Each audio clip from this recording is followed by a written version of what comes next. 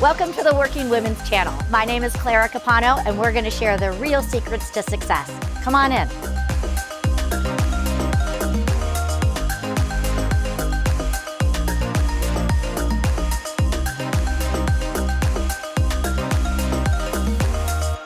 So welcome to today's episode of the Working Women Channel. Today I have a very special guest, and we are going to be talking about not just stepping into success, but also really stepping into your truth and how knowing that truth and living that truth is going to lay a foundation for your own mental wellness. So I am honored to have my dear friend and inspiration, Micah Munro, here with me. So Micah, thank you so much for sharing your time with me and my viewers. Thank you for having me, Clara. It's just awesome. Yeah. And I have so much that I want to dive into with you. You have so many great tips and tools for our viewers. But the first thing I want to do is start off by saying, congratulations to you, because you just got engaged. I did just get engaged, so it's good stuff. So you have the happiness glow around you. Yes, I do. So that is wonderful. Awesome, and, thank you. You know, we've known each other for several years now. You know, your oldest son and my son have been friends since elementary school, from when they were little men to now growing up into big men. So we've been able to really have our journeys kind of cross and go with each other. And I know that you have changed along the way. You've changed career paths. You've had new chapters of your life begin as well as old chapters end. Yep. And I would love to have you share with our viewers, was there a moment for you, maybe a defining moment, where you sort of had that wake-up call for yourself and said, something needs to change so that you could get on your new path to success? Yeah. First of all, again, thank you for having me. It's so good to be sitting here with you. Yeah. So I would say for me, it was definitely, it was my divorce. And it's not about the details of my divorce that I want to lift up, because that's not what we're here for. But it's really to talk about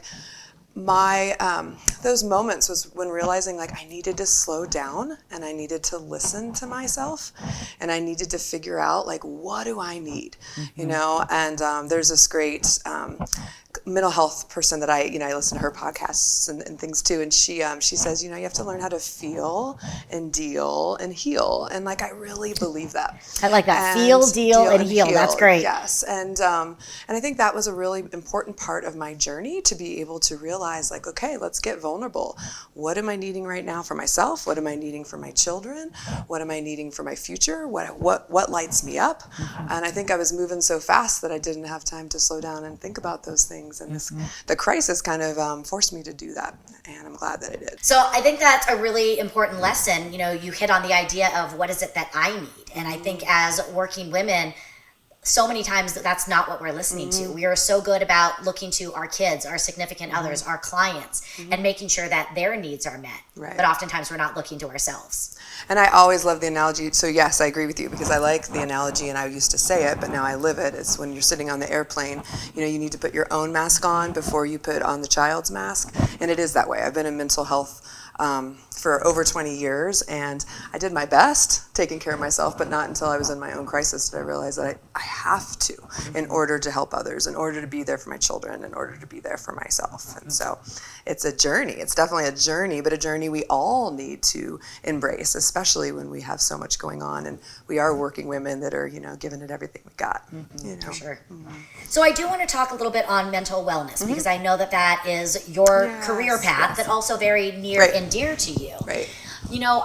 Through COVID, I think mental wellness was highlighted, and so many people were made more aware of it, from the isolation, the illnesses, whatever it may be. But this is not something that's going to go away after a pandemic. And I think, whether we are working women or other, I think it's something we need to pay attention to. Yes. And as an expert, I would love to get just your feedback on, why it's so important, and maybe even some tips that are easy for us to do. I mean, obviously, if we need help, we need to seek out a professional, but what are just some of the daily things we can do for our own mental wellness? Well, one of the things I want to say about that is that I agree with you. I do think the pandemic has lifted up mental wellness and mental health. But I also think we have a long way to go. And I think we, as a culture, need to continue to work on destigmatizing mental illness, mental health, and be able to realize that we are all like on this continuum. We all have times when we are low. We all have times when we are anxious. We all have times when we are stressed, and it's from here to here. And so if we can all honor that about each other, then we can take care of ourselves better and support each other in like taking care of ourselves. And so, and owning that within yourself. So it's everything, mindfulness practices are really about stopping, like I was saying before, and being able to be present in the moments about what do I need right now. And I think the pandemic has been that's been really wonderful. We all usually have like a side of us that from the pandemic that something good that came out of it. Yes. For me, it was stopping. What do I need right now? Right now, do I need a glass of water? Right now, do I need to finish that email that's making me anxious because I didn't get it done this morning? Right now, do I need to take a walk? Do I need to call that friend? Do I need to do some affirmation work? Do I need to listen to a podcast? Do I need to stop working? Do I need to sit down with my kid and just, so it's like the process of stopping and realizing what we need in the moment, I think is one of the most powerful tools that you can give yourself. And I think also what you were saying about asking for help. I know that, when I was having some struggles, like you were one of those people I knew at that time, like, I just need you, I need some advice. I need some support. And so learning from the level of like a good friend who's been through something you've been through to, hey, I'm going to access telehealth, which is what I do now. I'm going to access mental health services because they're accessible through telehealth. I'm going to go and see a therapist. I'm going to do maybe a counseling group, just being able to own that that's okay. And it actually can really support, our journey, of being our best versions of ourselves. It's by taking care of ourselves and our mental wellness. Yeah. So one of the things I want to expand on, there's actually two things I really want to expand on from what you just said, is I want to talk about this idea of listening to what you need, but then also showing up for what you need. The challenge that I see so many women with that is this mindset of it's selfish. I'm putting myself in front of my family. I'm putting myself in front of my work, and we tend to, again, create a negativity around putting ourselves first. So talk to me a little bit about that. And I might take this in a little bit of a different direction, but I want to give it to you as an example for myself. So one of the things I've noticed I knew about myself is that I am also a musician, and a musician is my passion. A musician, along with mental health, performing live music, being there for people, showing up for people musically, seeing the joy that it brings others and for myself. It's like probably one of my favorite things to do as an activity. I believe showing up and doing that is a gift to my children.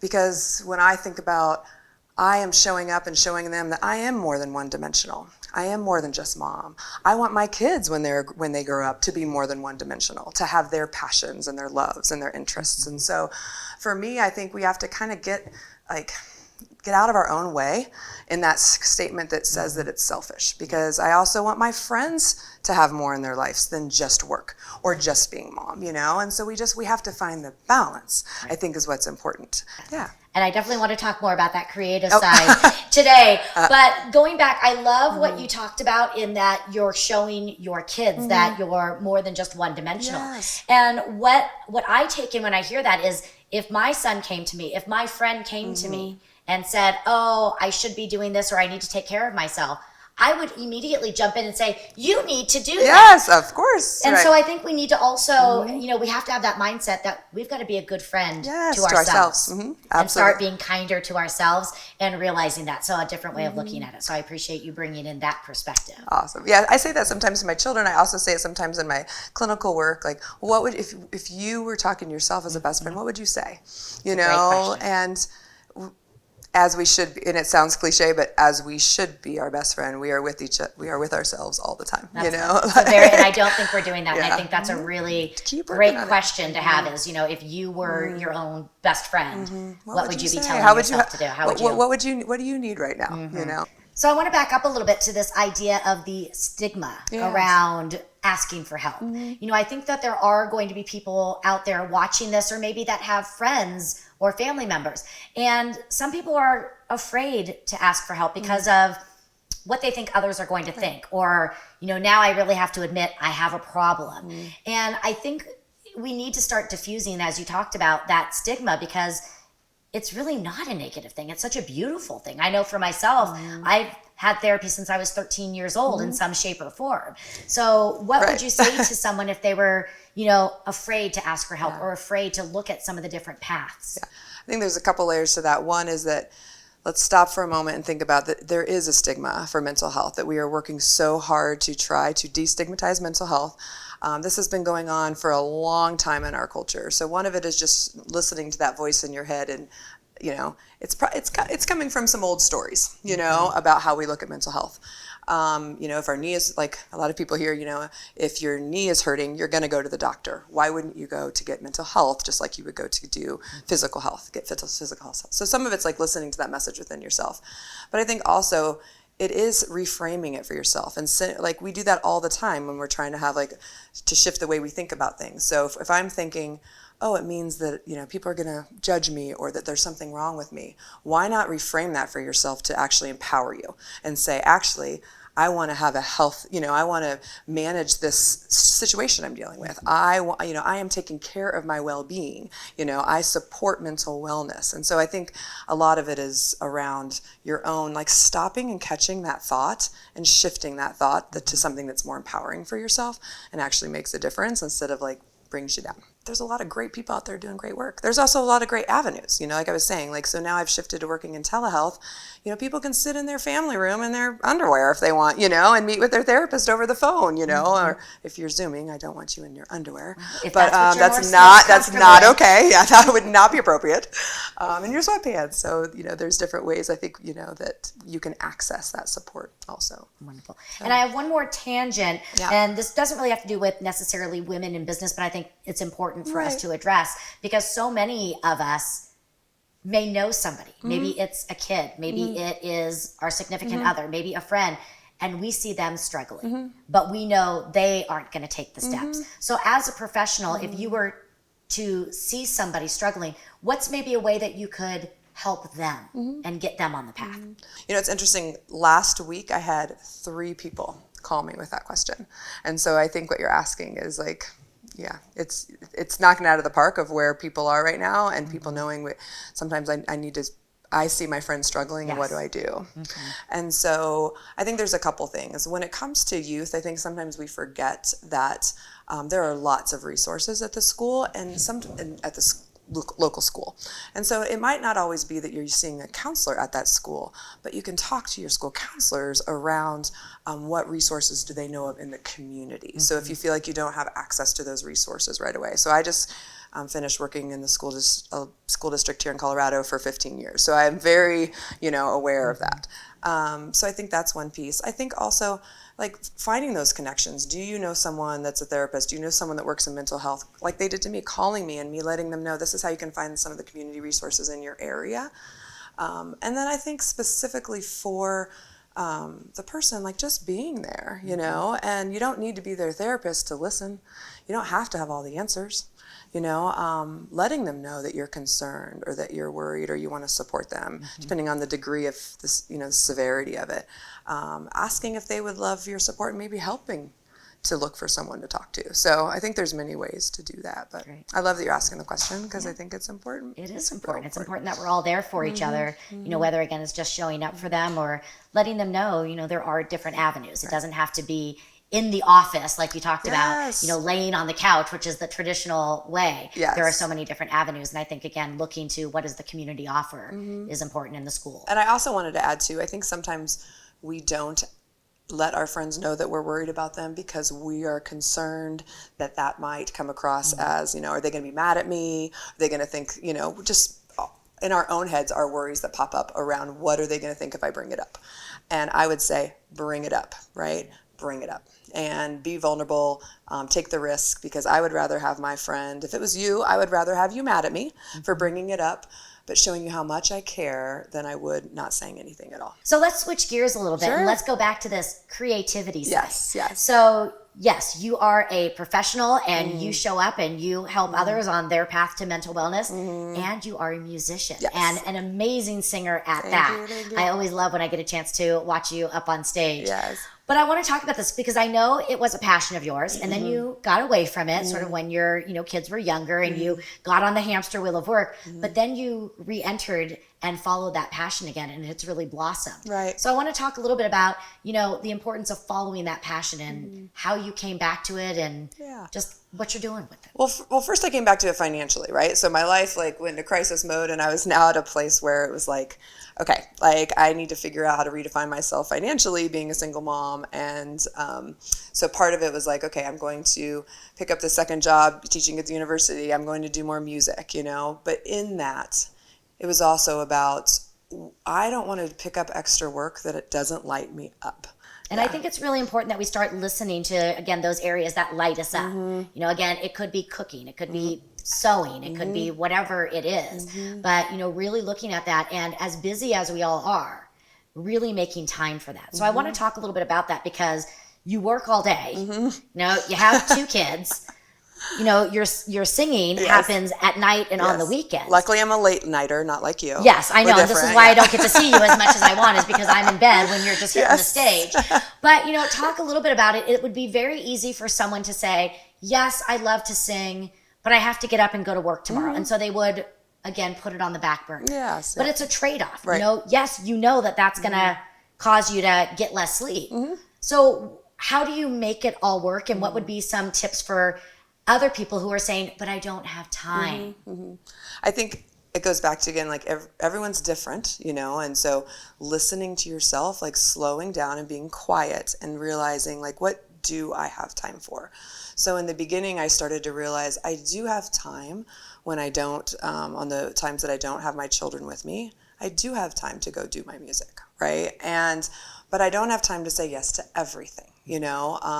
As they've gotten a little bit older, there are certain gigs where I'm like, well, sometimes they can come, well, especially my younger one, my 16-year-old doesn't always want to come, but like they can come with me. So it's like being creative in that, or realizing sometimes they'll stay home, but it's like, that's not all the time. So for me, it's just about like being really honest with myself instead of just saying, I can't do it. Because when I'm doing it, I love it. I feel it. My kids feel it. My kids know it's a passion of mine. We talk about it all the time. It's actually been more of a gift to our relationship than it has been like pulled away from our relationship, right. And I think, you hit on something really important. It's so many times we think it's all or nothing. Yes. If I either can do it and I have to do it 100%, or if I can't do it 100%, I'm just not going to do it. And I love what you talked about. You had to be very honest. What can I do? And there's going to be different times. I know for me, when I started going on the road to teach, I couldn't be on the road as much as I am right now because Nicholas was 3 years old. Right. But I said, what can I say yes to? And then I've tiered into it. And as they get older. And I know also music is sort of the language of your family, and I know your kids are both very musical, and that's been also something that has bonded all of you together. It's very true. Yes. So it's beautiful to see. And, I think it is about being honest with yourself. And I just, and I think part of that too, is like, there's been times where I've done too much and I can feel it, sometimes I get a little sicker than I used to because I push myself a little too much, as you can tell with my voice right now, but getting over being a little bit sick. But I think that so being honest and being able to say to yourself, like, you know what, that was a little too much, but it doesn't mean it's all or nothing. It really means like finding the balance. So you've accomplished many things. You have master's degrees, you've started new careers, you have amazing children, you are on your path for a musician. When you look at everything you've been able to accomplish in the journey that you've been on, what would you say is something that you're most proud of? Obviously, those 2 little cherubs of mine, that are now 16 and 13. They are my world.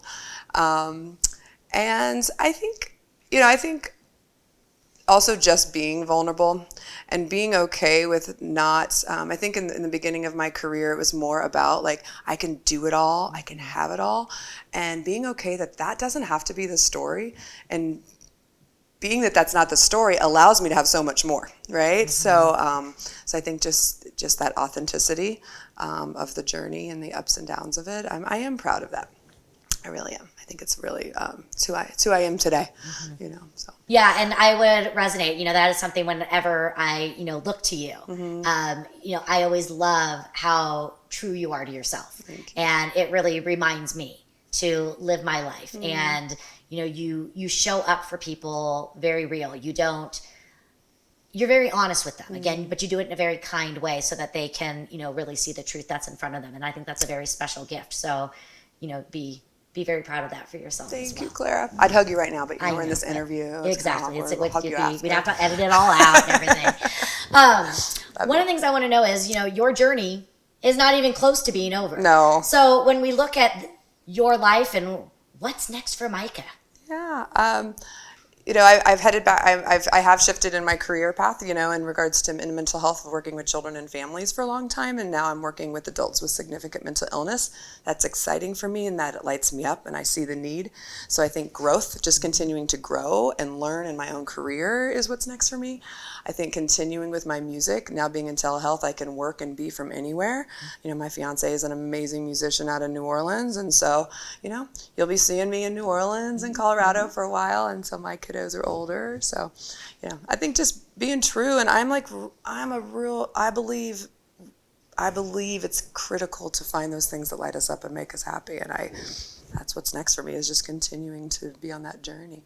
Beautiful. Well, you can see the radiance coming from inside. So it's beautiful to see. Thank you. So I know that as our viewers watch this episode, some of them are going to want to reach out to you. It could be for professional reasons, maybe looking for some direction for their own mental wellness, or maybe somebody just wants to hear more about your story and watch you performing on stage. So where can our viewers best find you?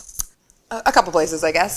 Just on Facebook or Instagram. I have those spots like many of us do, just by my first and last name. I also have a duo with my fiance, Swiss and Yili, so we have that musically too. You can find me there.